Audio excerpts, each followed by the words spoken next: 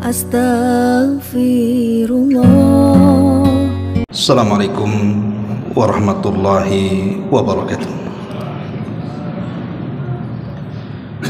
Bihamdillahi wassalatu wassalamu ala rasulillah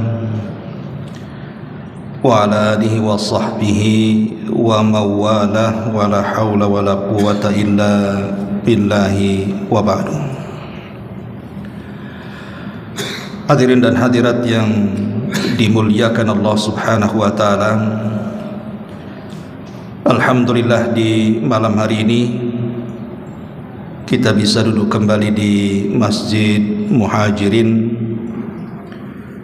dan kita senantiasa terus mendoakan bagi yang telah membangunnya dan yang ikut memakmurkannya. Malam ini mungkin kita akan kembali ke tema-tema yang dulu, di mana kita membahas tafsir daripada surah Al-Baqarah. Dan kalau saya tidak ingat, kita sudah sampai ke ayat 25 di dalam surah Al-Baqarah ini. Jadi kita mulai dari ayat 25 dan juga seterusnya. A'udzubillahi minasyaitonir rajim. Bismillahirrahmanirrahim. Wa basyiril ladzina amanu wa 'amilus salihati anna lahum jannatin tajri min tahtihal anhar kullama ruziku minha min thamaratir rizqa qalu hadzal ladzi ruzikna min qablu wa utu bihi mutasyabihan wa lahum fiha azwajum mutahharatu wa hum fiha khalidun. Dan sampaikanlah berita kepada mereka orang-orang yang beriman dan orang-orang yang berbuat baik, bahwa bagi mereka disediakan surga-surga yang mengalir sungai-sungai di dalamnya. Setiap mereka diberikan rizki buah-buahan dalam surga-surga itu, mereka pun mengatakan, inilah yang pernah diberikan kepada kami dahulu di dunia. Mereka diberi buah-buahan yang serupa, dan untuk mereka di dalamnya ada istri-istri yang suci, dan mereka akan kekal abadi di dalamnya. Al-Baqarah 25. Baik, ma'asyiral muslimin wal muslimat rahimani wa rahimakumullah. Di sini Allah Subhanahu wa taala mengatakan wa basyiril ladzina amanu wa 'amilus shalihat. Sampaikan berita gembira kepada orang-orang yang beriman dan orang-orang yang beramal saleh. Sebagian ahli tafsir mengatakan khitab ayat ini, artinya yang diajak bicara oleh ayat ini adalah Nabi SAW dan para sahabatnya. Jadi Allah Subhanahu wa taala menghabar gembirakan Nabi dan para sahabat di zamannya dengan kabar gembira surga karena iman dan amal saleh mereka. Tapi ahli tafsir yang lainnya mengatakan ayat ini umum, bukan hanya mencakup Nabi dan para sahabat, tetapi seluruh orang-orang yang beriman dan beramal saleh sejak zaman Nabi hari ini sampai kiamat dibangkitkan. Maka ayat ini berlaku bagi mereka. Kenapa demikian? Karena kaidah memahami Al-Quran itu sebagaimana ma'ruf dicatat oleh para ulama tafsir, al-ibratu bi umumil lafzi la bi khususis sabab. Bahwa mengambil pelajaran dari Al-Quran itu bukan karena khususnya turun ini kepada siapa, tetapi umumnya lafaz ini mencakup siapapun yang membacanya. Artinya bahwa ayat ini umum. Kabar gembira yang diberikan Allah Subhanahu wa taala kepada orang-orang yang beriman dan beramal saleh ini adalah umum, baik bagi orang-orang di zaman Nabi, maksudnya para sahabat, ataupun kita semua yang menjadi umat Nabi sallallahu alaihi wasallam. Maka berbahagialah dengan janji Allah Subhanahu wa taala dalam ayat ini. Di sini Allah Subhanahu wa taala memisahkan antara iman dan amal saleh. Padahal sebenarnya amal soleh itu bagian daripada iman. Seseorang akan meningkat imannya kalau dia banyak melakukan amal solehnya, dan seseorang akan melemah keimanannya kalau dia lemah dalam amal solehnya. Lalu kenapa Allah Subhanahu wa taala memisahkan antara iman dan amal soleh di sini?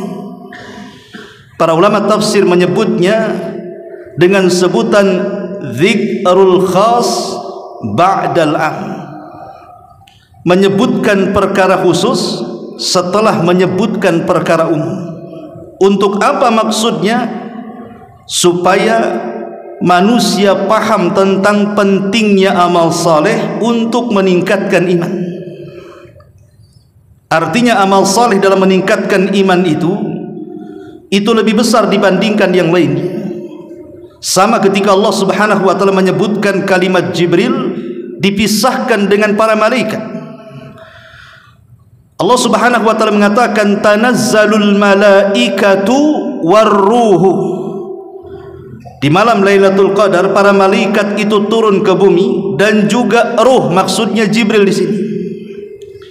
Kenapa Jibril dipisahkan dari kalangan malaikat? Bukankah Jibril itu bagian daripada para malaikat? Itulah yang disebut dengan dzikrul khas ba'dal am, menyebutkan perkara khusus setelah sebelumnya menyebutkan perkara umum. Untuk apa maksudnya? Untuk menunjukkan bahwa Jibril ini bukan malaikat biasa, tapi malaikat yang luar biasa. Bahkan dia adalah pemimpinnya para malaikat. Makanya dikeluarkan, dikhususkan setelah menyebut kalimat umum untuk mengetahui kedudukan Jibril di antara seluruh para malaikat. Maka dalam ayat ini juga sama. Ketika amal saleh kemudian dikeluarkan dari iman, bukan berarti amal saleh itu bukan bagian daripada iman. Tidak, dia bagian daripada iman. Tapi kenapa disebutkan terpisah? Supaya orang paham bahwa iman itu tidak mungkin tegak kecuali dengan amal saleh. Ma'asyiral muslimin wal muslimat rahimakumullah. Di sini Allah Subhanahu wa taala menjelaskan kepada kita tentang tabsyir, kabar gembira. Kita tahu bahwa sesuatu yang paling besar dari faedah kenapa Allah Subhanahu wa taala menghabar gembirakan bagi orang-orang yang beriman dan beramal saleh dengan surga yang luar biasa kenikmatannya itu. Ulama menyebutnya adalah annaha tunasyid al-amilin, supaya orang-orang yang beramal saleh itu semakin giat dalam melakukan amalnya, semakin semangat. Samalah kalau seandainya Anda ini merekrut karyawan untuk bekerja ke tempat Anda, entah memperbaiki rumah atau memperbaiki peralatan rumah tangga atau memperbaiki kendaraan, kemudian kita kasih harga yang tinggi. Kamu perbaiki AC ini, kalau saya perbaiki, saya kasih engkau 100 juta. Perbaiki motor saya, kalau selesai saya kasih 200 juta. Padahal harga motor itu tidak sebanding upahnya. Saya kira orang yang memperbaiki motor itu tidak akan main-main, karena upahnya besar. Lah begitu juga orang-orang yang beramal saleh. Ketika Allah Subhanahu wa taala menghadiahi sebuah kenikmatan yang luar biasa, yang tidak pernah dilihat mata, didengar telinga, terlintas dalam otak manusia pun tidak bisa, surga yang penuh kenikmatan di dalamnya dihadiahi bagi orang-orang yang beramal saleh dan beriman sebelumnya, tentu ini bisa menyemangati kita untuk senantiasa terus berbuat baik, karena hadiahnya surga bukan main-main. Tapi masalahnya terkadang ada orang-orang yang diberikan kabar gembira oleh Allah Subhanahu wa taala dengan adanya sorga, tidak memancing semangat dia untuk melakukan banyak amal saleh. Tahu kalau seandainya orang yang melaksanakan salat itu dimasukkan ke dalam sorga, tapi berapa banyak orang-orang yang mereka justru tidak melaksanakan salat. Tahu kalau seandainya orang yang berpuasa Ramadan itu akan menyebabkan orang masuk surga, tapi masih banyak kaum muslimin yang meninggalkan puasa, yang meninggalkan zakat, yang meninggalkan haji, meninggalkan zikir, baca Quran dan yang semacamnya. Kenapa? Kenapa himbauan dan kabar gembira Allah itu seolah-olah tidak dipedulikan oleh sebagian besar manusia? Karena mereka menganggap bahwa surga itu seolah-olah hanya cerita. Kenapa kemudian mereka menganggap seolah-olah itu surga hanya cerita, bukan sebuah kenyataan yang ada? Karena setiap kita membaca Al-Quran dari awal sampai akhir, selalu ketika Allah Subhanahu wa taala menyebutkan surga, itu disebutkan di akhir, dan sebelumnya menyebutkan soal dunia. Jadi dunia dulu baru surga, dunia surga. Selalu disebutkan dalam Quran seperti itu. Mendahulukan menyebutkan dunia, baru menyebutkan akhirat. Inilah kata ulama tafsir bahwa ini yang menjadikan kenapa orang tidak yakin dengan adanya surga, karena kita terlahir di dunia, tidak terlahir di surga. Kalau kita terlahir di surga, saya kira kita tidak mungkin mau di dunia. Jadi kalau seandainya saya, ibu bapak dilahirkan di surga, saya yakin tidak ada yang mau pindah dari surga ke dunia. Cuman masalahnya kita ini terlahir di dunia, dan surga itu hanya didengar sebagai cerita saja. Makanya ada sebagian orang yang mengatakan bahwa dunia lebih surga dibandingkan surga. Dari sini Nabi SAW mengatakan, ad-dunya sijnul mu'min wa jannatul kafir. Bahwa surga dunia ini adalah penjara bagi orang-orang yang beriman, tapi dia lebih surga bagi orang-orang kafir. Jadi orang kafir menganggap dunia ini surga, sehingga mereka tidak mau mati dan berpisah dari dunia, sehingga hidup mereka hanya mencari dunia, dunia, dunia, dan mereka takut dengan adanya kematian karena akan berpisah dengan dunianya. Tapi orang-orang yang beriman tidak demikian. Orang yang beriman justru dunia itu diinvestasikan untuk surga, sehingga saat menjelang ajalnya dia sangat bahagia karena dia akan berpindah dari kehidupan yang hina menjadi kehidupan yang bahagia. Dahulu ada seorang alim namanya Al-Hafidh Ibnu Hajar Al-Asqalani rahimahullahu ta'ala. Ma'ruf Ibnu Hajar ini ulama besar. Dialah yang mengarang kitab Bulughul Maram. Dia juga yang mengarang Syarah Sahih Bukhari. Banyak kitabnya yang dibaca oleh ulama-ulama dunia. Bahkan tidak ada pesantren kecuali membaca kitabnya. Al-Hafidh Ibnu Hajar Al-Asqalani pernah menjadi seorang hakim di zamannya ketika berada di Mesir. Jadi beliau diangkat oleh negara menjadi seorang hakim. Tentu seorang hakim negara yang mengeluarkan fatwa bukan orang biasa. Dia diberikan kekayaan oleh negara, diberikan kendaraan oleh negara, diberikan pakaian, makanan yang enak oleh negara, karena dia sangat mulia kedudukannya. Satu hari Ibnu Hajar ini keluar ke pasar hendak membeli sesuatu. Tiba-tiba di pasar yang namanya ulama besar, murid-muridnya di mana-mana, satu pasar keluar semua. Kemudian menghampiri Al-Hafidh Ibnu Hajar ini, hanya ingin mencari berkahnya. Ada yang bertanya, ada yang ingin salaman saja, hanya ingin menyapa saja, karena mereka sangat memuliakan ulama di zaman itu. Ma'ruf karena di zaman itu ilmu dan para ulama memang dimuliakan. Kalau sekarang ya mungkin tidak seperti zaman dulu. Sedikit yang memuliakan ilmu dan ulama itu. Sehingga di pojok pasar ada seorang Yahudi yang sangat miskin, memandang pemandangan seperti itu. Orang kafir yang miskin ini heran, kok ada orang dimuliakan sedemikian rupa, datang saja satu pasar keluar dan memuliakannya. Jadi dia bertanya, si Yahudi kafir ini, kepada seorang muslim di sebelahnya, tahukah kamu siapa orang itu? Enak sekali hidupnya, kendaraannya bagus, pakaiannya indah, dimuliakan lagi.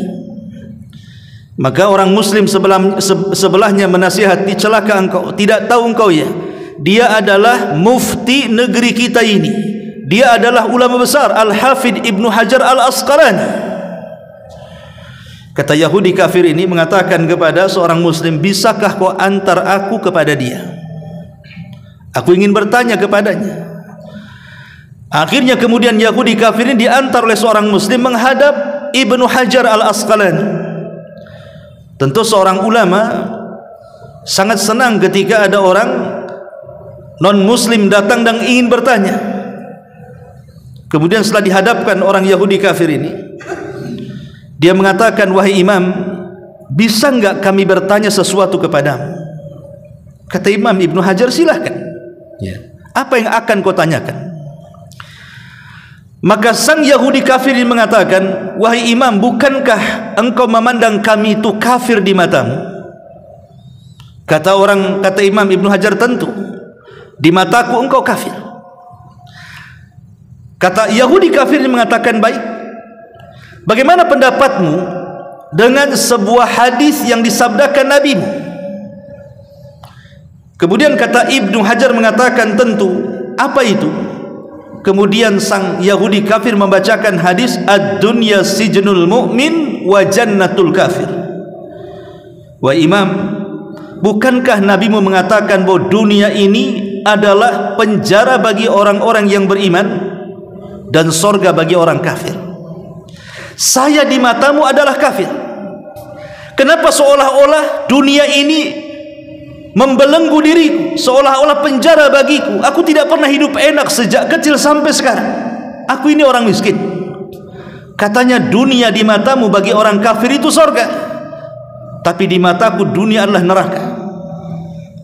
Sementara engkau di matamu seorang mukmin, tetapi saya lihat engkau tidak terpenjara dengan dunia. Engkau malah memiliki kendaraan yang indah, digaji pemerintah, bajumu bagus, kau dimuliakan manusia. Mana ada penjara bagimu? Yang ada aku yang di penjara, engkau yang berada di sorga. Kalau pertanyaan ini disampaikan kepada kita, mungkin kita susah menjawabnya. Tapi karena pertanyaan ini dilontarkan kepada sang imam ulama besar, tentu jawabannya sudah ada di kepalanya. Maka Al-Imam Ibnu Hajar Al-Asqalani mengatakan, wahai Yahudi kafir, sesungguhnya kenapa Nabi kami mengatakan dunia ini penjara bagi orang yang beriman dan sorga bagi orang kafir? Saya walaupun seperti yang kau lihat, memiliki kendaraan yang sangat bagus, kemudian juga pakaian yang sangat indah, kemudian digaji pemerintah, bagi saya dunia tetap penjara. Kenapa? Kata Imam Ibnu Hajar mengatakan, bagi saya, kita orang yang beriman, dunia ini tetap penjara. Kemudian Imam Ibnu Hajar menjelaskan, karena kami belum terbebas dari amal saleh dan kewajiban. Sekaya apapun manusia tetap harus sholat, sekaya apapun manusia tetap dia harus puasa Ramadan, harus haji kalau mampu, harus zakat kalau sudah sampai haul dan nisabnya, harus banyak melaksanakan ibadah, membaca Quran, berzikir, bersilaturahim, birrul walidain, dan ibadah yang banyak. Kita tidak bisa lepas seperti yang engkau lakukan. Engkau wahai kafir, kau senang-senang saja, kau tidak sholat, kau tidak puasa, kau tidak apa-apa, tapi kami terbebani dengan itu semuanya. Tetapi kata Imam Ibnu Hajar, walaupun demikian, kami punya rumah kelak di sorga, tempat kembali kami. Walaupun kami terpenjara dengan ibadah-ibadah di sini, seolah-olah kami ini menjadikan dunia ini penjara bagi kami, tapi dibandingkan dengan sorga yang menanti kami, penjara ini bukan apa-apa. Tapi engkau wahai kafir, kehidupanmu di dunia masih tetap dianggap sorga dibandingkan neraka yang menantimu. Sebab kalau seandainya kau masuk neraka, dipastikan kau lebih memilih hidup di dunia dengan kondisimu. Makanya kenapa bagi orang kafir dunia itu bagaikan sorga bila dibandingkan neraka yang menantinya. Ma'asyiral muslimin wal muslimat rahimakumullah. Baik, di sini Allah Subhanahu wa taala mengatakan, wa basyiril ladzina amanu wa amilus shalihat. Beri kabar gembira bagi orang-orang yang beriman.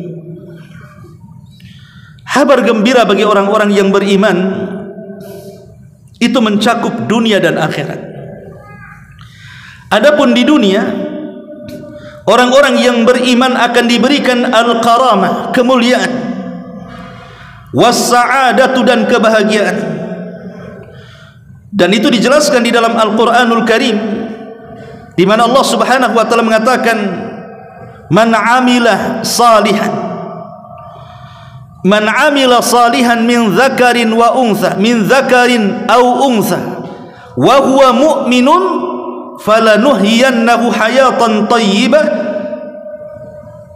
Bagi orang-orang yang beramal saleh dan dia laki-laki ataupun perempuan dalam kondisi beriman, maka kami akan berikan kehidupan yang indah di dunia. Walanaziyannahum, dan juga mereka akan diberikan balasan kelak di akhirat. Jadi dalam ayat ini Allah Subhanahu wa taala ingin katakan bahwa orang-orang yang beriman di dunia itu dipenuhi dengan kebahagiaan, dan di akhirat jauh lebih bahagia lagi. Dari mana kita tahu bahwa orang-orang yang beriman diberikan kebahagiaan di dunia? Karena orang-orang yang beriman itu di dunia akan diberikan hadiah berupa al-maghfiratu min rabbihim. Pertama, dosa-dosa mereka akan diampuni oleh Allah Subhanahu wa taala.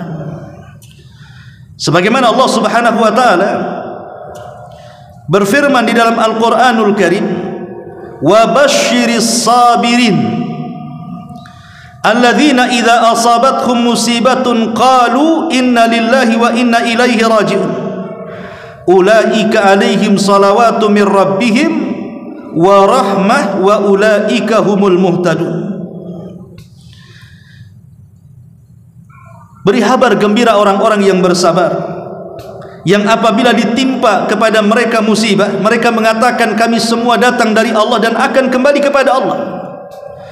Dan merekalah orang-orang yang mendapatkan pujian dari Allah, rahmat dari Allah, dan merekalah orang-orang yang diberikan petunjuk di dunia dan petunjuk di akhirat. Tentu petunjuk di akhirat adalah petunjuk untuk masuk ke dalam surga.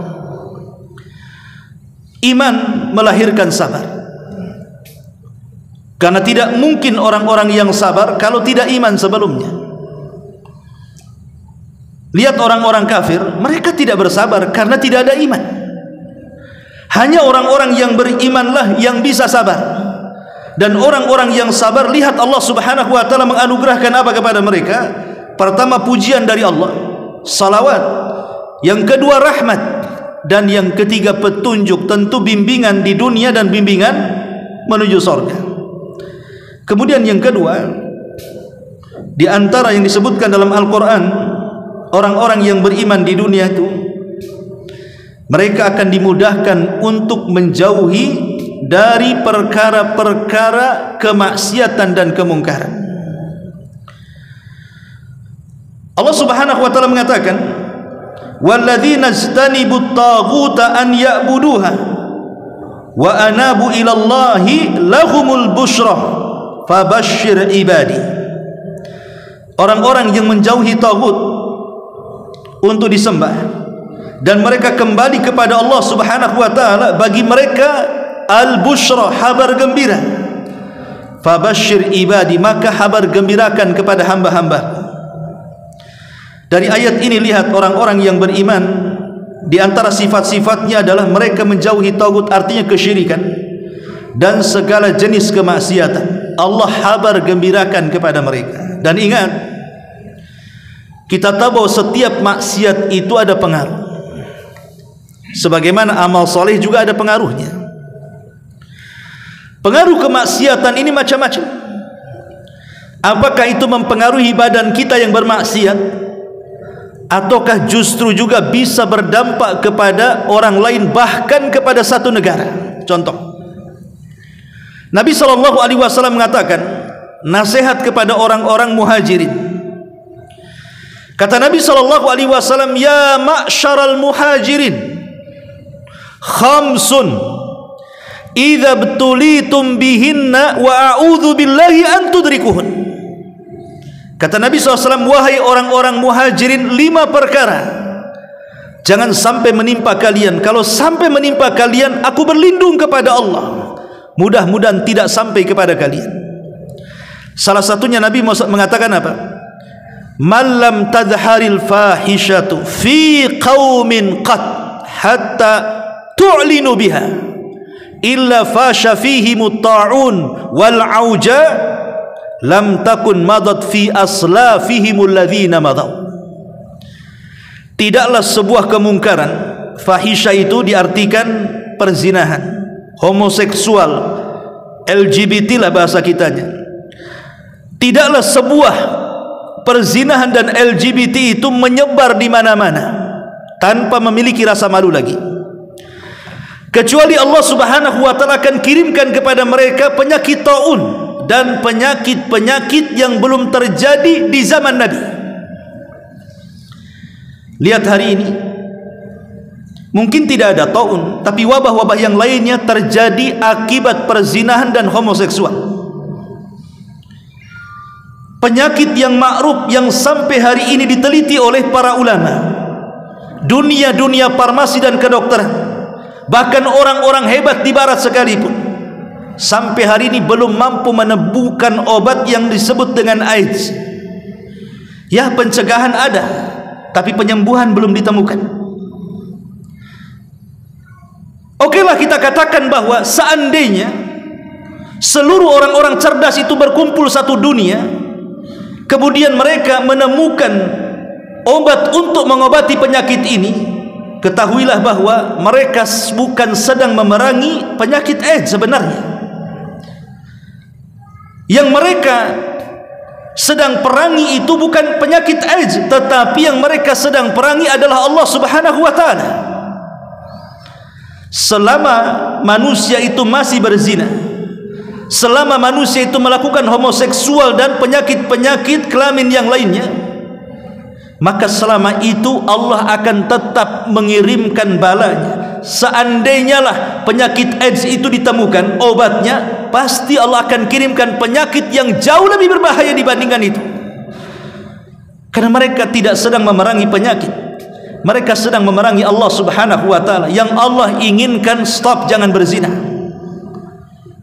bukan dibiarkan perzinahan dan dicari obatnya, karena bukan itu maksudnya. Artinya bahwa maksiat itu bisa membahayakan badan kita. Berapa ribu setiap tahunnya di negara-negara banyak yang meninggal gara-gara penyakit ini. Lihat akibat kemaksiatan, jiwa melayang. Atau terkadang maksiat ini bukan membahayakan kita pribadi yang melakukannya, tapi bisa berimbas kepada yang lainnya. Makanya Allah Subhanahu wa taala mengatakan dalam surah Al-Anfal, di mana Allah mengatakan wattaqu fitnatan la tusibannal ladzina zalamu minkum khassah. Takutlah kepada fitnah yang kalau diturunkan Allah berupa azab, itu bukan hanya menimpa orang-orang zalim saja di antara kalian, bahkan orang-orang baik pun akan terkena imbasnya.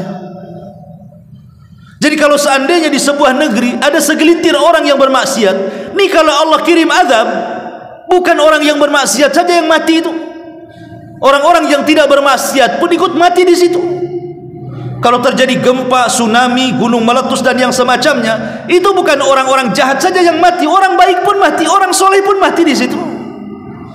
Makanya pentingnya al-amru bil ma'ruf wan nahyu anil munkar, menyeru manusia kepada kebaikan dan mencegah dari kemungkaran. Makanya ada sebuah riwayat dari kisah-kisah Israiliyat, walaupun sebagian para ulama melemahkan riwayat ini, tapi enggak masalah, kita ambil ibrahnya.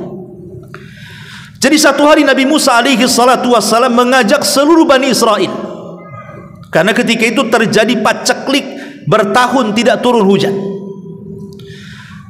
Jadi Nabi Musa membawa Bani Israel ke tengah-tengah lapangan untuk melakukan istisqa, minta hujan.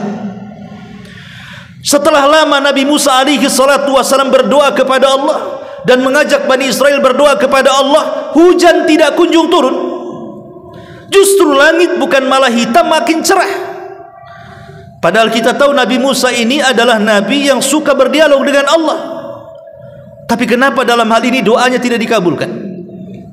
Mulailah Musa penasaran. Dia berdialog dengan Allah subhanahu wa ta'ala, ya Rabb, kenapa doaku engkau tidak kabulkan? Dan doa-doa Bani Israel kenapa kau tolak? Kata Allah subhanahu wa ta'ala kepada Musa, wahai Musa, masalahnya satu. Di tengah-tengah kaummu yang ribuan yang berada di tanah lapang itu, ada seorang laki-laki, dia bermaksiat kepada Allah subhanahu wa ta'ala selama 40 tahun. Rajulun asallah arba'ina sanatan, ada seorang laki-laki bermaksiat kepada Allah 40 tahun. Kalau engkau ingin turun hujan, keluarkan orang itu.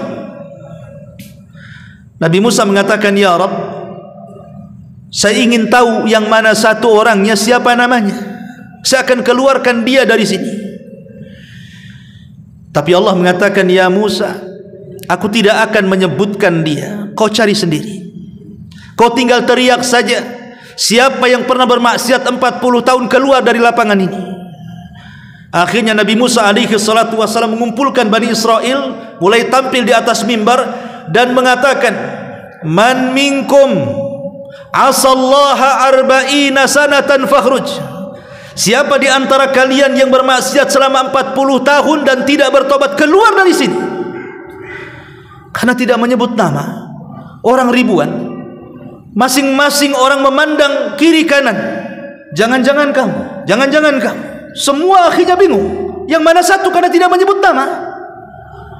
Rupanya dari sekian ribu Bani Israel adalah yang merasa bahwa jangan-jangan itu yang dimaksud saya.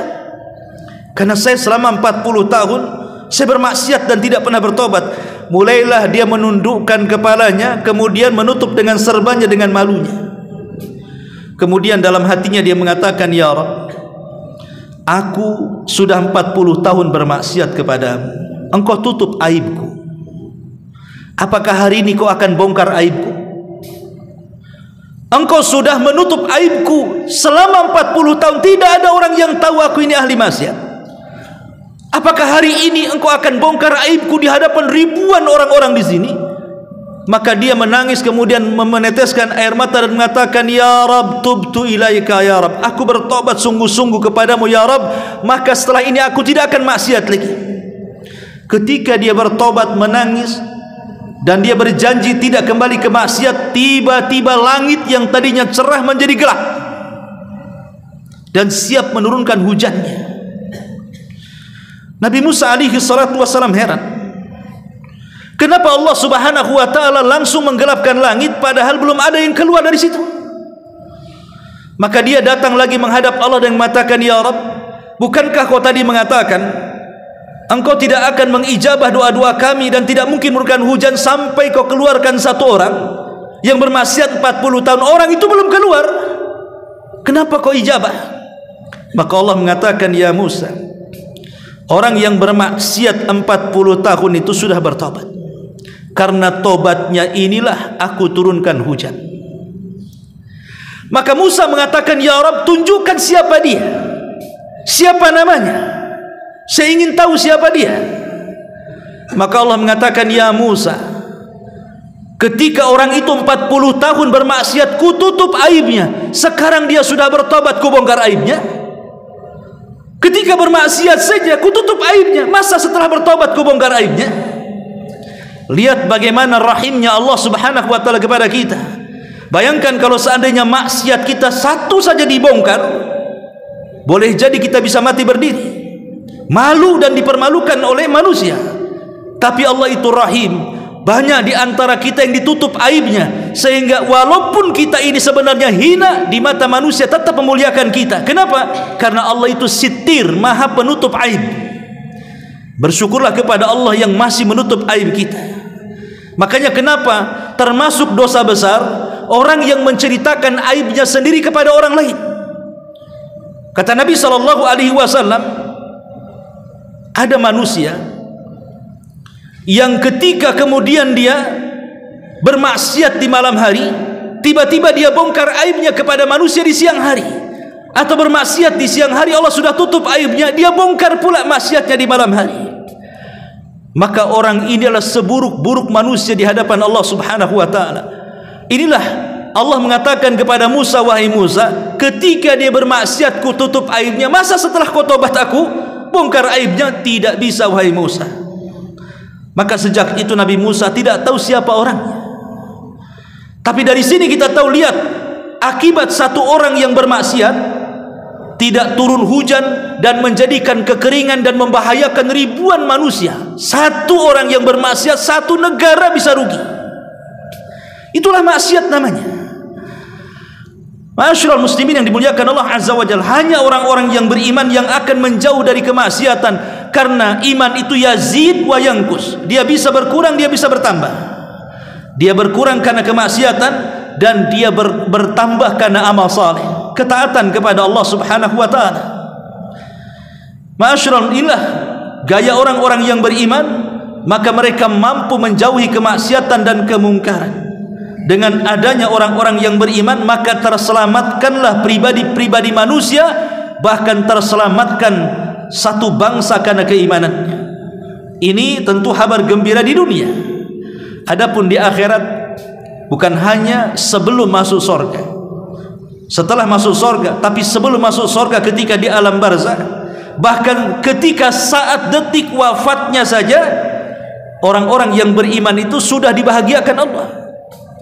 Makanya Allah Subhanahu wa taala mengatakan, innal ladzina qalu rabbuna Allah thumma istaqamu tatanazzalu alaihimul malaikatu alla takhafu wa la tahzanu wa abshiru bil jannati allati kuntum tu'adun.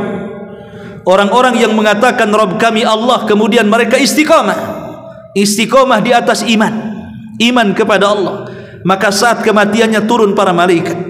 Untuk apa? Untuk menghabar gembirakan kepadanya. Karena setiap orang yang sedang sakaratul maut itu dikirim 4 malaikat. Satu yang disebut dengan malakul maut, dan yang tiganya yang disebut dengan rusulul maut, rasul-rasul kematian, pembantu malakul maut. Makanya Allah mengatakan tawaffathum rusuluna, kami wafatkan mereka dengan mengutus utusan-utusan kami. Kalimat rusul jama, bukan satu, artinya malaikat maut bukan satu orang, tapi ada pembantu-pembantunya. Untuk apa pembantu-pembantunya ini? Ingat, malaikat maut itu tugasnya satu saja, dia mencabut nyawa yang ada di tenggorokan. Setelah dicabut, selesai tugas dia. Bebannya diberikan kepada para malaikat yang lainnya, termasuk yang mendorong ruh dari setiap jari-jari dan kaki-kaki, kemudian didorong sampai ke badan, sampai kemudian bersarang di kerongkongan. Itu bukan tugas malakul maut, itu tugas para pembantu malaikat. Baru setelah didorong ruh itu sampai di kerongkongan, disitulah malakul maut mengambil dari mulutnya. Makanya disebut malaikat kematian. Karena kalau sudah ruh di tenggorokan dan sudah dipegang malakul maut, tidak ada yang bisa mengembalikan ruh ke dalam jasadnya. Itulah yang Allah katakan dalam Al-Quran, hatta idza balagatit taraqi wa qila man rah. Ketika ruh sudah sampai di tenggorokan, siapa yang bisa meruqyah dia, mengobati dia, mengembalikan ruhnya? Tidak bisa. Karena kalau sudah di sini, itu artinya ruh sudah dipegang malakul maut. Dari sinilah kenapa Nabi SAW mengatakan, innallaha yaqbalu taubata 'abdin ma lam yughargir. Allah itu masih menerima taubatnya seorang hamba sebelum ruh di kerongkongan. Sebab kalau ruh sudah di kerongkongan dipastikan mati, percuma tobat juga. Tapi orang-orang yang beriman, ketika rusul maut itu mendorong dengan pelan, kemudian ruh sudah sampai di tenggorokan, maka malaikat-malaikat yang lainnya ada yang menyediakan kain kafan dari sorga, ada yang menyediakan minyak wangi dari sorga, ada yang membisik-bisikan di telinganya, jangan takut, jangan sedih, kau sudah dihabarkan sorga. Macam mana ruh seorang yang beriman tidak bahagia kalau seperti ini? Makanya Nabi SAW mengatakan, ruhnya seorang mukmin ketika keluar ibarat tetesan terakhir yang keluar dari mulut teko. Anggaplah ini teko, kalau penuh dengan air kita tuangkan pasti akan muncrat karena masih banyak isinya. Tapi kalau tinggal satu tetes saja dalam teko itu, kemudian kita tuangkan, maka yang satu tetes itu akan berjalan dengan sangat pelan sampai di mulut teko. Netesnya saja gantung dulu baru netes. Begitulah ruhnya seorang mukmin dicabut pelan-pelan, seperti aliran terakhir dari mulut teko, kata Nabi. Saking lembutnya. Tetapi walaupun demikian, tetap namanya kematian itu ada sakaratnya, kecuali orang yang mati syahid. Orang yang mati syahid dalam pertempuran, ya memang tidak ada sakarat, artinya tidak merasakan sakit. Makanya orang yang mati syahid ingin dikembalikan ke dunia. Tetapi semua orang selain orang yang mati syahid, maka mereka akan merasakan sakit yang tahu hanya Allah saja. Tapi bagi orang yang beriman, sakit itu sekejap. Karena hikmahnya, kata para ulama, sakit yang dirasakan saat sakaratul maut bagi orang-orang yang beriman itu boleh jadi itu akhir untuk menebus kesalahannya.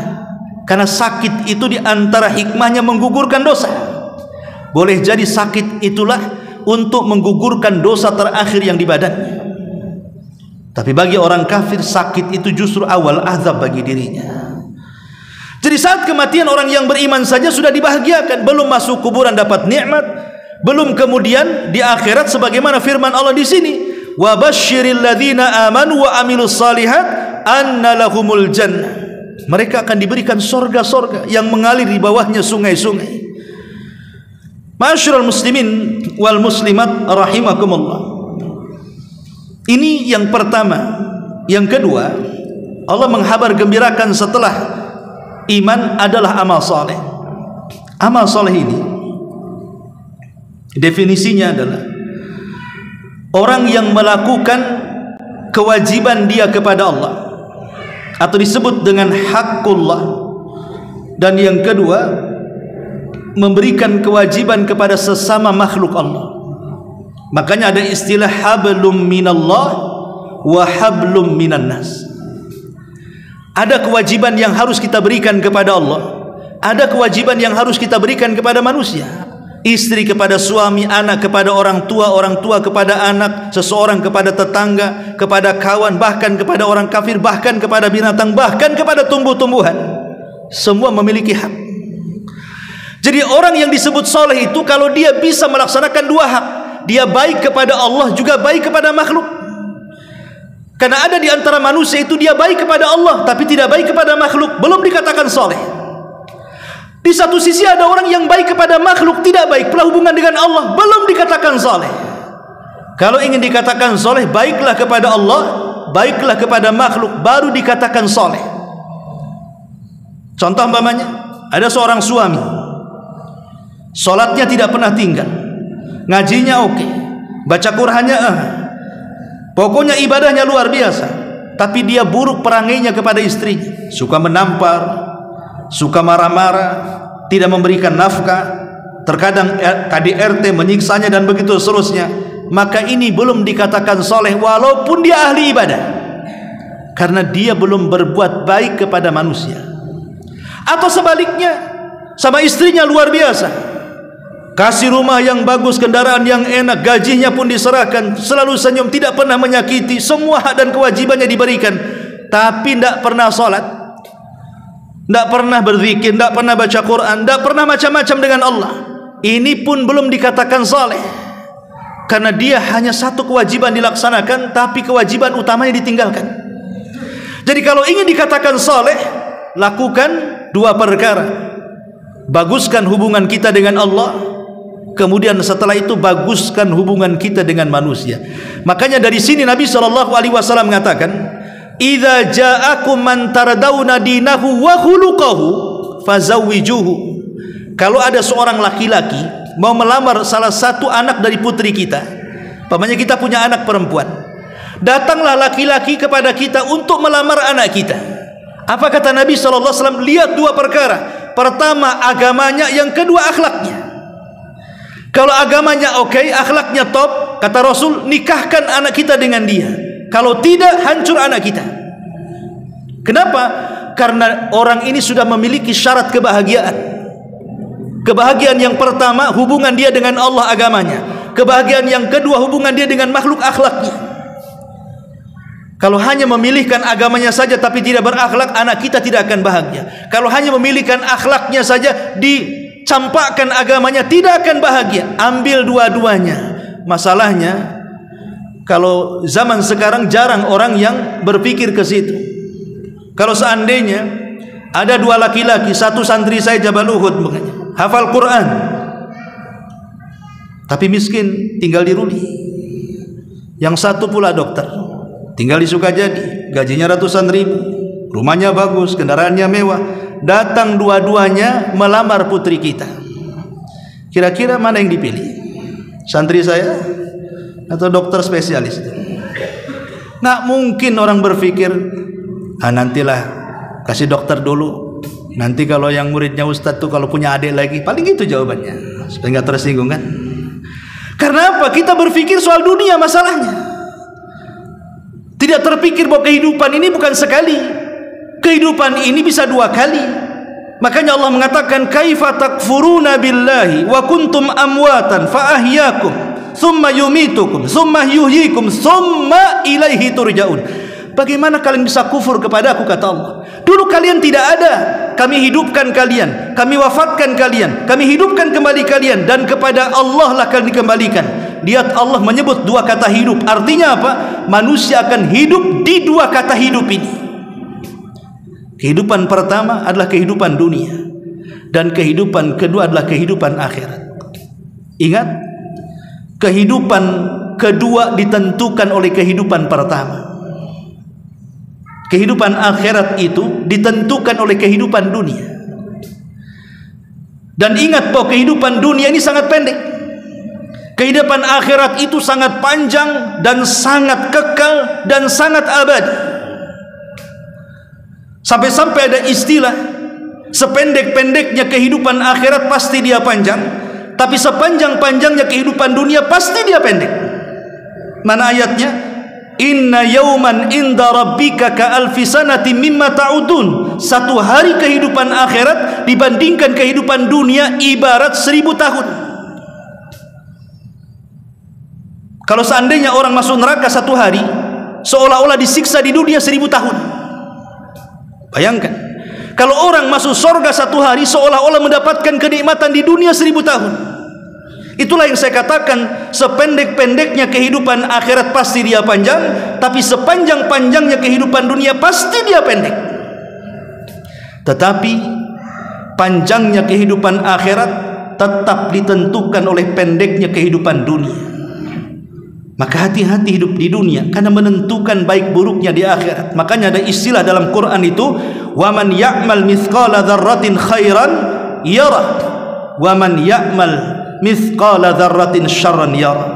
Sekecil apapun yang kita tanam di dunia pasti akan dituai di akhirat. Kebaikan menuai kebaikan, keburukan menuai keburukan. Begitulah Allah Subhanahu wa taala katakan dalam Quran.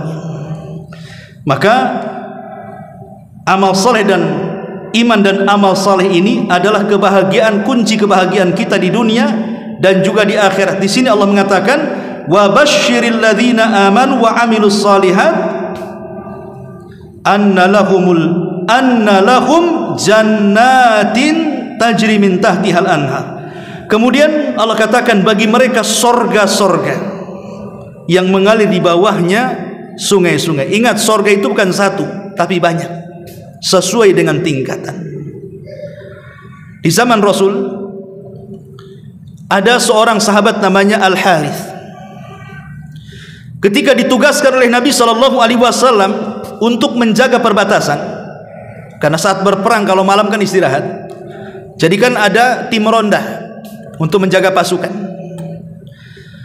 Rupanya ketika dia ngeronda, disangkanya musuh. Ada sahabat yang kemudian mengambil busur panah dan anak panahnya dilesatkan kepada dia, padahal itu sahabat. Disangkanya musuh, padahal dia sedang ronda. Disangkanya mata-mata musuh masuk, mati dia gara-gara panah itu. Kemudian setelah itu esoknya berperang dan Allah menangkan peperangannya.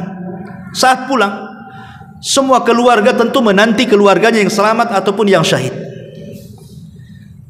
Maka Ummu Haris, ibunya Al-Haris ini bertanya kepada para sahabat, mana anakku? Kenapa belum pulang? Orang-orang mengatakan anakmu tertembak salah sasar. Kemudian ibunya, kalau begitu anakku tidak mati syahid, karena tidak mati dalam peperangan, karena ini kan mati salah sasar namanya. Apakah anakku di surga atau di neraka? Maka dia datang kepada Nabi SAW sambil nangis dan mengatakan, ya Rasulullah, ainal Haris, di mana Haris putraku? Maksudnya kalau dia mati, apakah dia masuk surga atau neraka? Di mana putraku? Maka Nabi SAW mengatakan, putramu ada di surga yang paling tinggi. Maksudnya surga ada, dan surga itu bukan satu tingkatan, kata Nabi. Artinya surga itu banyak tingkatan. Makanya Syekhul Islam Ibnu Taimiyah rahimahullah taala ketika memberikan catatan kepada hadis Nabi SAW kepada para pembaca Quran nanti di sorga, Allah mengatakan dan mengumpulkan orang-orang yang pakar Quran, yang gemar membaca Quran itu, apa kata Allah? Iqra, baca Quran, wartaq, naik kau ke sana. Kemudian diletakkan rop-rop sayap di pundaknya dan dia pun terbang. Kata Nabi SAW, warattil kama kunta turatil fid dunya. Tartilkan bacaanmu sebagaimana kau membaca Quran di dunia, kau tartilkan juga di sini. Fa inna manzilataka inda akhiri ayatin taqruha. Tempat dudukmu di sorga ditentukan dengan akhir ayat yang kau baca di dunia. Ulama mengatakan semakin banyak baca Quran semakin tinggi tingkatannya. Syekhul Islam Ibnu Taimiyah ketika memahami ayat ini mengatakan bahwa jumlah tingkatan di sorga itu sebanyak ayat dalam Al-Quran. Berapa ayat dalam Al-Quran? 6.500 kurang lebih. Sebanyak itulah tingkatan di sorga. Dan satu tingkatan ke tingkatan berikutnya bagaikan langit dan bumi. Satu tingkatan ke tingkatan itu bagaikan langit dan bumi. Sementara tingkatan di sorga itu sebanyak ayat dalam Quran. Bahkan ada sebagian ulama mengatakan sebanyak huruf dalam Quran. Saking banyaknya tingkatan, makanya di sini menggunakan jama'. Lahumul jannat, bahwa sorga itu bukan satu tapi banyak, sesuai dengan tingkatannya. Kemudian Allah mengatakan tajri min tahtihal anhar, di dalamnya mengalir sungai-sungai. Allah mengatakan dalam surah Muhammad ayat 15, masalul jannati allati wu'idal muttaqun fiha anharun min ma'in ghairi asin wa anharun min labanin lam yataghayyar ta'mu wa anharun min khamrin ladzati lisyaribin wa anharun min asalin musaffa. Perumpamaan sorga yang dijanjikan kepada orang-orang yang bertakwa, di dalam sorga itu ada sungai dari air yang tidak berubah rasanya dan juga tidak berubah baunya. Kemudian ada air atau sungai dari susu yang tidak berubah rasanya. Kemudian ada air sungai dari khamar yang lezat bagi peminumnya. Dan ada air sungai dari madu yang disaring yang sangat lezat dan enak bagi orang-orang yang memakannya. Lihat bagaimana Allah menyediakan air. Ulama tafsir mengatakan sungai di sorga itu tidak ada dinding kiri kanan. Kalau kita lihat buat solokan supaya air tidak meluber, tentu akan dikasih dinding kiri kanan kan, supaya airnya tidak kemana-mana. Tapi di sorga itu tidak ada dinding, tidak ada yang menyekat kiri kanan, tapi tidak meluber kemana-mana. Ya tentu innallaha ala kulli syai'in qadir, Allah itu segala sesuatu maha mampu. Dan itu keajaiban sorga. Jadi Allah subhanahu wa ta'ala akan berikan setiap tingkatan di sorga itu satu aliran sungai. Itu air bersih, air mineral, tidak pernah berubah baik rasa atau baunya. Tapi negara kita saja, saya waktu masih kecil di Majalengka sana, kebetulan di kampung saya itu ada 3 sungai, ada 4 sungai yang kecil. Empat-empatnya bisa digunakan. Mandi, nyuci, pokoknya semua serba di sungai. Tapi belakangan saya pulang ke sana, satu pun sungai tidak dipakai. Penuh limbah tahu di situ. Wah, sampah di mana-mana, ikan pun mati. Itulah sungai di dunia bisa berubah. Dalam hitungan tahun bisa berubah kan? Tapi sungai di sorga tidak akan berubah, baik rasanya ataupun baunya, seolah-olah sumbernya. Kemudian yang kedua, ada sungai dari susu tidak berubah rasanya. Kita saja kalau buat susu, umpamanya kita buat susu, letakkan susu itu 1 minggu, jangan diminum. Setelah 1 minggu baru diminum. Enggak mencret yang minum tuh. Berubah susu di dunia itu kan. Bisa jadi penyakit, ada racunnya. Tapi susu di sorga tidak akan berubah rasanya. Ya segitu saja rasanya. Kemudian ada sungai dari khamar, dari arak. Sangat lezat peminumnya.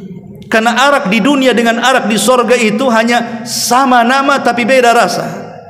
Arak di dunia ini minimalnya menyakiti manusia itu sakit kepala. Paling tinggi tidur di solokan, nggak sadar. Tapi arak di sorga itu sama sekali tidak buat stres, tidak buat pusing, tapi enak dirasa. Itu yang disebut di sini ladzati lisyaribin. Bahkan lebih daripada itu ada sungai madu. Kita minum madu saja harus bertengkar dengan tawon kan. Ya kita yang tinggal beli botolannya saja. Tapi orang yang mereka betul-betul cari madu bertengkar dulu dengan tawonnya itu. Tapi di sana tidak dari tawonnya. Memang Allah aliri air madu yang sudah disaring. Dan ini semua kenikmatan dari Allah Subhanahu wa taala. Makanya Allah mengatakan, "Anna lahumul jannah tajri min tahtihal an'ar." Kemudian Allah mengatakan, "Kullama ruziku minha min thamaratin rizqan qalu hadzal ladzi ruzikna min qablu wa utu bihi mutasyabiha." Kemudian Allah Subhanahu wa taala mengatakan, kullama ruziku, setiap kali mereka diberikan rizki. Kullama ruziku, setiap kali mereka diberikan rizki dari buah-buahan, mereka mengatakan, qalu hadzal ladzi ruzikna min qablu, rasa-rasanya buah-buahan ini pernah kami makan dahulu di dunia. Mutasyabihah, mirip ya. Jadi seluruh buah-buahan di sorga dengan buah-buahan di dunia itu semuanya sama, baik dalam bentuknya, baik dalam warnanya sama. Pisang ya kayak gitu, pisang bentuknya ya kayak gitu, apel ya kayak gitu, anggur ya kayak gitu ya, buah naga ya kayak gitu, semuanya sama, tidak ada bedanya. Dalam bentuk dan warna tidak ada beda. Mutasyabihah kata Allah. Tetapi yang membedakan adalah rasa. Makanya Abdullah ibn Abbas radhiyallahu anhuma dia mengatakan bahwa semua laisa fil jannati syai'un mimma fid dunya illal asma. Kata Abdullah ibn Abbas radhiyallahu anhuma, tidak ada di sorga sesuatu pun yang sama dengan di dunia kecuali hanya sekedar nama saja. Ini pisang sana pisang, ini anggur sana anggur, ini apel sana apel, sama nama, sama bentuk, sama warna. Tapi rasa itulah yang membedakan. Itulah rasa yang Rasul katakan, mala ainun ra'at wala udhunun sami'at wala khatara ala qalbi bashar. Rasa kenikmatan yang luar biasa tidak pernah dilihat, didengar, bahkan terlintas pun tidak. Tapi lihat di dunia ini, kadang-kadang bentuknya bagus sekali, pas dibuka sama sekali dibuang mentah, muntah kita memakannya.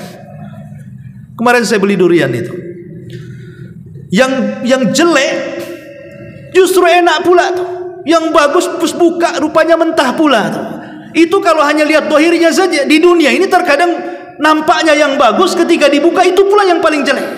Nampaknya jelek, ketika dibuka itu pula yang paling bagus. Itulah perbedaan dunia dengan akhirat tuh. Kalau di akhirat tuh luar dalam bagus, kalau di dunia terbalik, luar bagus dalam tak bagus, atau sebaliknya ya. Kemudian Allah Subhanahu wa taala mengatakan, tajri min tahtihal anhar kullama ruziku minha min thamaratin qalu hadzal ladzi ruzikna min qablu wa utu biha mutasyabiha walahum fiha azwajum mutahharatun wa hum fiha khalidun, dan bagi mereka diberikan istri-istri yang suci dan mereka akan dikekalkan di dalamnya. Nabi sallallahu alaihi wasallam mengatakan, awwalu zumratin talijul jannata suratuhum ala suratil qamari lailata badrin la yabsaquna fiha wa la yatamakhatuna wa la yataghawwatuna aniyatuhumudh dhahab wal fidda wa majamiruhum uluwa wa rashquhum al misku wa likulli wahidin minhum zawjatan yura mukhu suqihima min wara'il lahmi min al-husni la ikhtilafa bainahum wa la tabaghud qulubuhum qalbun wahid yusabbihuna Allah bukrata wa ashila. Lihat ini, Rasul hendak menggambarkan bidadari. Kata Nabi SAW, rombongan pertama yang masuk ke dalam surga, wajah mereka seperti bulan purnama.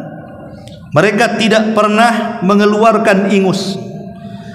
Penduduk surga itu tidak beringus. Di dunia ini bentar-bentar batuk keluar dahaknya, keluar umbalnya, ya. Kalau bersin keluar umbal. Di surga nggak ada umbal, nggak ada dahak. Kemudian kata Nabi, mereka tidak meludah. Di surga tidak ada orang meludah. Kemudian tidak pula mereka buang air besar. Di surga tidak ada toilet, baik toilet pribadi atau umum. Siapa yang buang hajat? Nggak ada yang buang hajat di sana. Di surga itu perabotan mereka di dalamnya terbuat dari emas, dan sisir mereka terbuat dari emas dan perak. Sisir saja dari emas dan perak. Kalau kita dari plastik, made in China lagi. Penghangat mereka terbuat dari kayu cendana. Keringat mereka seharum minyak misik. Jadi keringatnya saja seharum minyak misik. Keringat kita sesuai dengan yang kita makan, kan? Makan sambal terasi, keringat bau terasi. Makan pete, keringat bau pete. Itu apa yang kita makan, itu yang keluar dari badan kita. Tapi penduduk surga keringatnya seperti minyak misik. Kemudian Nabi mengatakan setiap penduduk surga minimalnya diberikan 2 bidadari, minimal 2 bidadari, maksimal tidak terbatas, minimal 2 bidadari. Sumsum tulang betis mereka dapat terlihat dari daging karena saking cantiknya. Tidak ada pertengkaran di sana, tidak pula saling membenci. Di dunia orang poligami itu kayak perang dunia Amerika, Ukraina sama Rusia. Tapi di surga walaupun bidadarinya banyak, madunya banyak, kata Nabi SAW, tidak saling membenci, tidak saling bertengkar. Hati mereka bagikan hati yang satu, yang senantiasa bertasbih di pagi hari dan juga bertasbih di petang hari. Itulah enaknya di surga. Istri banyak tapi tak ada yang cemburu. Di dunia istri satu baru mau akan poligami, ngancam mau bunuh. Belum terjadi padahal, kan? Apalagi terjadi. Lah ini bagaimana Allah memberikan kebahagiaan yang luar biasa. Diberikan wanita yang suci, tidak berhaid, tidak bernifas, senantiasa perawan, walaupun dipakai tetap perawan. Umur mereka tidak berubah. Lihat istri kita waktu kita menikah, cantiknya luar biasa. 50 tahun lewat, mandang pun malas kita memandangnya. Tapi lihat wanita surga itu usianya antara 23 sampai 32 sampai 33. Segitu saja umurnya. Antara 32-33. Tidak akan berubah. Makanya dahulu di zaman Rasul ada seorang nenek-nenek datang kepada Rasul. Rasul, apakah di surga itu ada nenek-nenek? Kata Rasul, maaf, di surga enggak ada nenek-nenek. Nenek ini sambil nangis pulang. Disangka dia tidak masuk surga. Maka Rasul mengatakan kepada sahabat, katakan kepada nenek itu, bukan berarti nenek itu tidak akan masuk surga. Maksudnya di surga tidak ada nenek-nenek. Kemudian Rasul membacakan, inna ansha'nahunna insha'an wa ja'alnahunna abkara. Sampaikan ayat ini kepada dia. Inna ansha'nahunna insha'an. Kami akan ciptakan wanita-wanita surga itu seindah mungkin. Wa ja'alnahunna abkara, dan kami jadikan mereka senantiasa perawan, kata Allah. Sampaikan ayat ini kepada nenek itu. Baru sekali sampaikan, nenek itu tersenyum kemudian tertawa. Dari sini kita lihat bagaimana Allah Subhanahu wa taala mengatakan betapa indahnya para bidadari sorga itu. Fihinna qasiratu tarfi lam yatmishunna insun wala qablahum wala jan. Dalam sorga itu ada bidadari yang sopan, menundukkan pandangannya, tidak pernah disentuh oleh manusia sebelum mereka sopan dan menundukkan pandangan. Imam Ahmad itu punya istri, dan diceritakan oleh beliau, sepanjang saya menikah sampai menjelang wafat, aku tidak pernah bertengkar walaupun satu kali dengan istriku. Kenapa? Karena istrinya memahami, nurut dengan perkataan Imam Ahmad. Tidak pernah ada pertengkaran walaupun sekali seumur hidup dia. Saya tanya, antum yang sudah beristri, berapa kali bertengkar dengan istri coba? Masalah pulang kampung aja tengkar, masalah belanja tengkar, masalah pakaian, lebaran, semua ditengkarkan. Masalah sederhana jadi besar, masalah besar makin besar. Artinya wanita-wanita yang mungkin memiliki sifat bidadari di dunia itu sangat sedikit sekali, sangat sedikit sekali gitu maksudnya. Mungkin dari sekian ribu. Tapi lihat wanita-wanita sorga itu tidak seperti yang kita bayangkan. Inilah, dan mereka Allah katakan di akhir ayat, dan mereka akan dikekalkan di dalam. Artinya kenikmatan sorga itu kenikmatan yang kekal, kenikmatan yang abadi dan selama-lamanya. Wallahu alam. Satu ayat saja. Subhanakallahumma bihamdika asyhadu an la ilaha illa anta astaghfiruka wa atubu ilaik. Allahu taala alam. Assalamualaikum warahmatullahi wabarakatuh.